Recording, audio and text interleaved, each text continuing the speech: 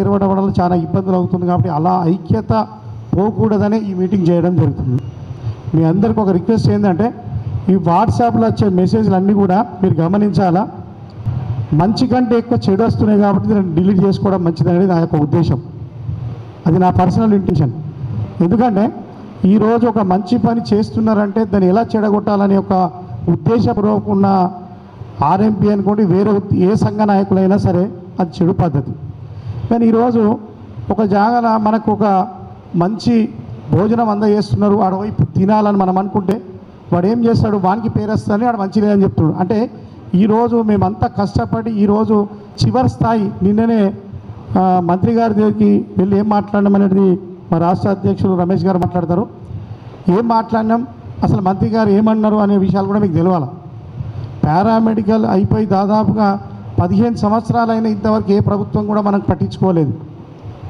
ఈ ప్రభుత్వం మనం పట్టించుకుంటుందని చెప్పి వాళ్ళ మేనిఫెస్టో పెట్టిరు కాబట్టి మనం ఈ రోజుకు వరుసగా ఒక వారం రోజుల నుంచి అహర్నిశలు మేము కష్టపడి దానికి ఒక కొలిక్కి తీసుకొచ్చి నిన్న మొత్తం కూడా ఈ యొక్క మీటింగ్కు పర్మిషన్ అనుకోనివ్వండి, ఈ మీటింగ్లో ఏం మాట్లాడాలనుకునే ఉద్దేశాలు కూడా మేము తీసుకొచ్చినాం. దాన్ని మంచి చేయాలి ఈ 18వ తారీఖు అని మేము అనుకుంటే ఒక వాట్సాప్ గ్రూప్లో ఏమొస్తుందంటే రేపు ధర్నా చేయాలంటారు. ధర్నా ఎందుకు చేయాలి, అసలు ధర్నా చేసే లాభమా మీకు అనేది ఆలోచించాలా. అసలు ధర్నా ఎవరు చేయాలా? మనం ఏదైనా వర్క్లో పని చేస్తుంటే మనకు చాలీచాలన్న జీతాలు ఇస్తే లేకుంటే మన ఉద్యోగాలకు తీసేస్తే మనని ప్రభుత్వం మనల్ని అద్దనుకున్నప్పుడు ధర్నాలు చేయాలి. కానీ ప్రభుత్వం కట్టే ఆలోచననే లేదు. మనల్ని వాడుకోవాలనే ఆలోచన ఉన్నది తప్ప తీసేయాలనే ఆలోచన లేదు. ఇది 100% వాస్తవం.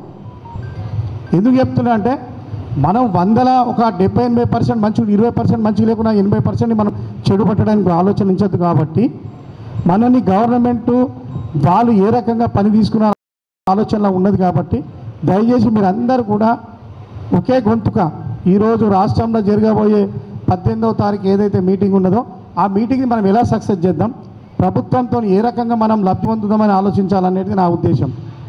కాబట్టి మీరందరూ కూడా మీ మిత్రులకు ఎవరి నుండి ఆర్ఎంపీ పిఎంపీ అంటే ఈ సంఘం ఆ సంఘం ఏ సంఘం ఉన్నా మనకు కావాల్సింది ఏంటంటే ప్రభుత్వం ఇచ్చే మనం ట్రైనింగ్ సంబంధించిన సర్టిఫికేట్, ఆ సర్టిఫికేట్ కావాలా. ఆ సర్టిఫికేట్ ఉంటే మనకు రేపు ఏమైతే అంటే మేము చేసిన కష్టానికి ట్రైనింగ్ చేసిన దానికి ప్రభుత్వం ఇచ్చిన గుర్తింపు అనేది ఉంటుంది. కాబట్టి మీరు అందరు కూడా ఆలోచించాలి. ఈరోజు మీరు మీటింగ్ ఎందుకు వచ్చిండ్రు, రాష్ట్ర నాయకులు వస్తున్నారు లేకుంటే రాష్ట్ర ఎమ్మెల్యేలు మాత్రం ఎందుకు ఏమి ఇస్తారు మాకంటే, మేము కష్టపడ్డదానికి మాకంటూ ఒక సర్టిఫికేట్ ఇస్తారా, గుర్తిస్తారా, మమ్మల్ని ఏం చేస్తారనే ఆలోచన మీద మీరు ఆలోచిస్తారు. ఈరోజు దాడులు అనేవి ఎందుకు జరుగుతున్నాయనేది ఆలోచిస్తే కనుక మన అనైక్యత భావం, మన ఐక్యత లోపించడం వల్ల దాడులు జరుగుతున్నాయి తప్ప ఐక్యత ఉంటే దాడులు జరిగాయి.